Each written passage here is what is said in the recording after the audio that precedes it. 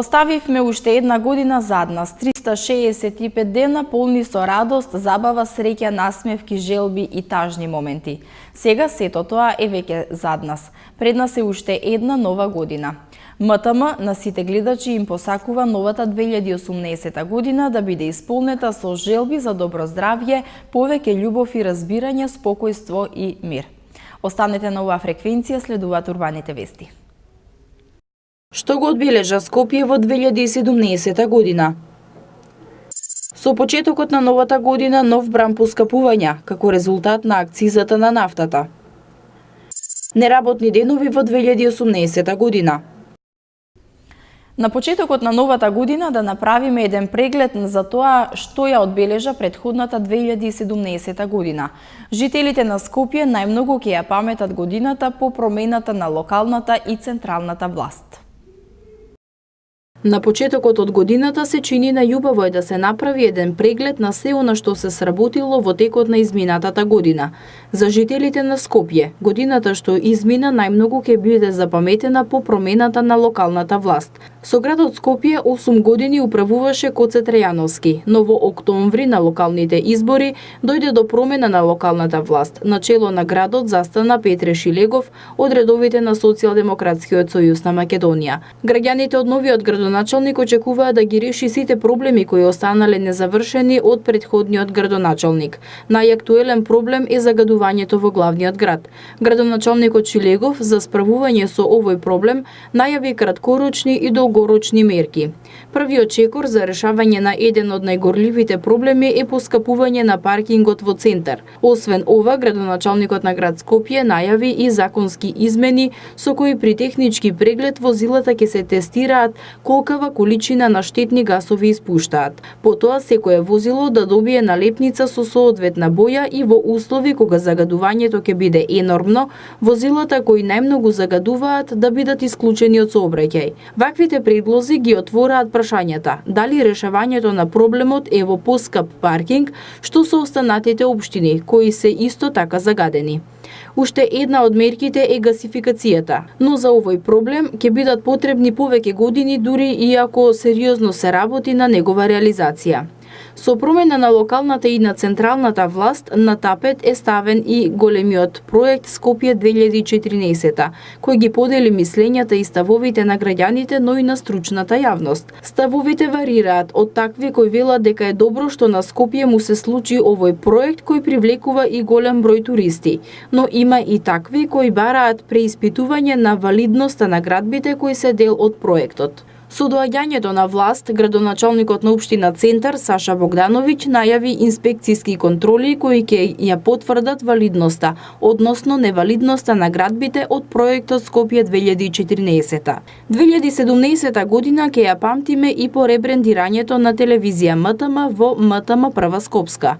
Ова мало ребрендирање е заради две причини, и тоа: прво, да го потенцираме времето на создавањето на телевизијата на 7 април 1992 година, кога во Македонија се регистрираа неколкуте први приватни телевизиски станици, меѓу кои и МТМ, со фреквенции на зрачење на територијата на главниот град. Втората причина е програмската определба, која како регионална скопска телевизија ја имаме многу години наназад. Секако, дополнувањето со скопска значи дека во иднина уште повеќе, особено во дневно-информативната програма, препознатлива по урбаните вести, ќе се фокусираме на програмски содржини кои ќе се однесуваат на главниот град и општините што гравитираат во дигиталниот телевизиски регион Д1. Изминатата година остава печат и по одржаните концерти на познати музички имиња, со кои се забавувавме во Скопје. Концертот на Стинг направи голема возбуда. Најуспешните светски атракции Gypsy King, потоа од соседството Желјко Јоксимовиќ, Цеца, Аца Лукас и уште многу други познати имиња.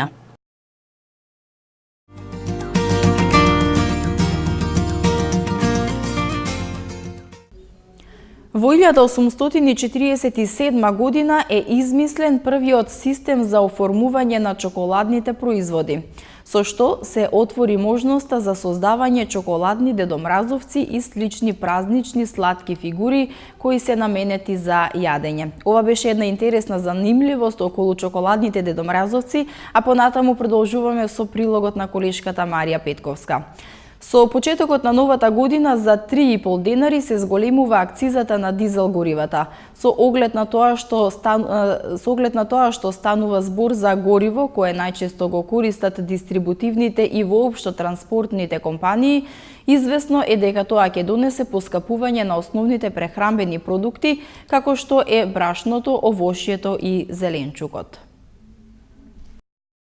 Едно просечно семејство во Македонија повеќе од половина од просечната плата ја троши на храна и напијалоци, кои се составен дел од синдикалната минимална кушничка. Поголемиот дел од граѓаните во Македонија земаат плата од 12 до 24.000 денари, но дали оваа плата е доволна за еден месец? Податоците покажуваат дека на едно просечно македонско семејство, за да може да живее нормално, му се потребни околу 35.000 денари. Сепак, ако сакаат да си дозволат нешто повеќе како годишен одмор, обновување на мебелот или пак доградба, им требаат многу повеќе пари. Со почетокот на новата година за 3,5 денари се зголемува акцизата на дизел горивата, а тоа ќе донесе поскапување на основните прехранбени продукти, како што е брашното, овошјето и зеленчукот. Покачувањето на акцизата на нафтата која од оваа година ја зголемува цената на дизелот во малопродажбата за 3,5 денари по литар, ќе биде вистински ценовен шок за граѓаните. Експертите укажуваат дека првичните пресметки велат дека акцизата ќе има големо влијание врз домашниот буџет, покрај тоа што ќе се зголемат трошоците на секое семејство кое поседува дизел автомобил, ќе се покачат и цените на сите останати производи, бидејќи најголем дел од компаниите користат нафта за транспорт на производите. Па така се очекува од оваа година секој производ во продавниците да биде поскап. Кога станува збор за семејствата, барем оние кои користат нафта за транспорт, акцизата ќе има големо влијание врз домашниот буџет. Едно семејство кое во просек троши 70 литри дизел месечно, сега ќе треба да плати 245 денари повеќе секој месец. На годишно ниво тоа би изнесувало речиси 3000 денари или околу 50 евра. Со почетокот на оваа година треба да се промени и цената на водата. Според предлогот на Регулаторната комисија за енергетика, цената на водата на жителите во Скопје треба да се движи помеѓу 30,54 и 34,80 денари. Просечната тарифа за градот Скопје изнесува 32,68 денари за метар кубен потрошена вода. Сегашната просечна цена изнесува 31,39 денари. На ова се додава и новата давачка што Скопјани ќе ја плаќаат од оваа година за прочистување на отпадни води, што според предлогот на Регулаторната комисија за енергетика изнесува 2,04 денари по метар кубен.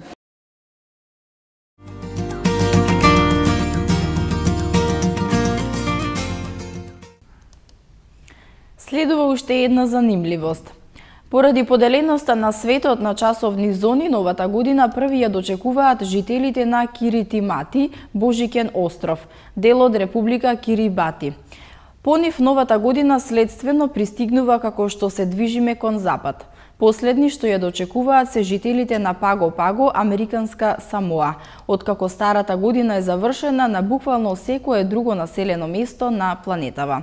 Продолжуваме понатаму со прилогот на колешката Елизабета Дамјановска-Спасеновска. Многу неработни денови и споени викенди ги очекуваат граѓаните на Македонија во предстојната 2018 година. Прв неработен ден е денешниот 1 јануари, а следен е 8 јануари.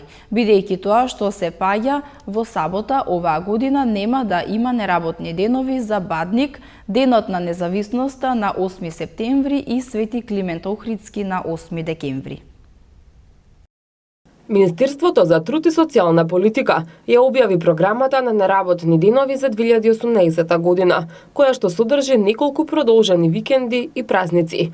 Уште на самиот старт на годината, Божик е во недела, но неработен ќе биде понеделникот. Водици се паѓа во петок, па ќе има простор за продолжен викенд. Во април се великденските празници.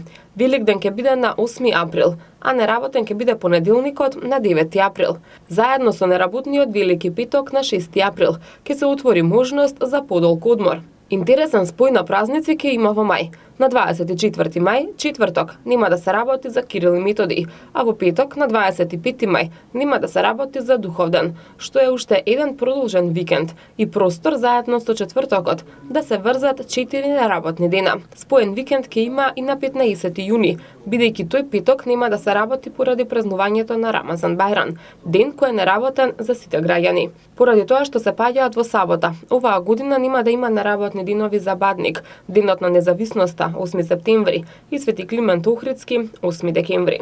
Останати неработни денови за 2018 година се 1 јануари, понеделник, нова година, 7 јануари Божик, првиот ден на Божик според православниот календар, односно 8 јануари понеделник е неработен ден за сите.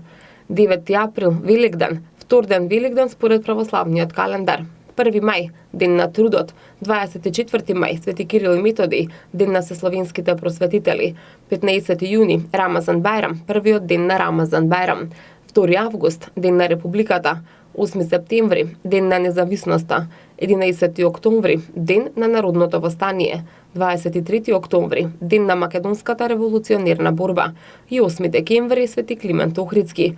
За граѓаните од православна вероисповед, 6 јануари, Бадник, ден пред Божик, 19 јануари, Богојавление Водици, 6 април, Велики петок, 25 мај, Духовден, петок пред Духовден, 28 август, Успение на Пресвета Богородица. За граѓаните од католичка вероисповед е 2 април, втор ден Великден, 1 ноември, празникот на сите светци и 25 декември, првиот ден на Божик. За граѓаните од муслиманска вероисповед на работа на 21 август, Курбан Бајрам. За граѓаните припадници на албанската заедница во Република Македонија на работа на 22 ноември, ден на албанската азбука. За граѓаните припадници на српската заедница во Република Македонија на работа на 27 јануари, Свети Сава. За граѓаните припадници на ромската заедница неработен ден е 8 април, меѓународен ден на ромите.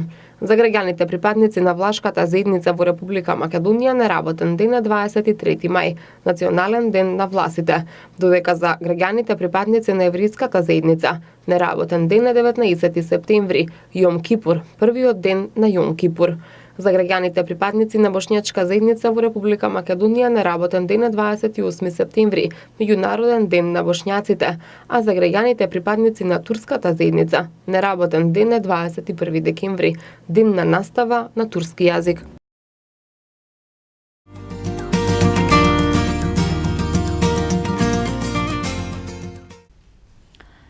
Најпродаваниот и најпиен пијалак за новогодишната прослава е шампањ, особено вистинскиот шампањ од истоимениот регион во Франција, со преку 300 милиони продадени шишиња.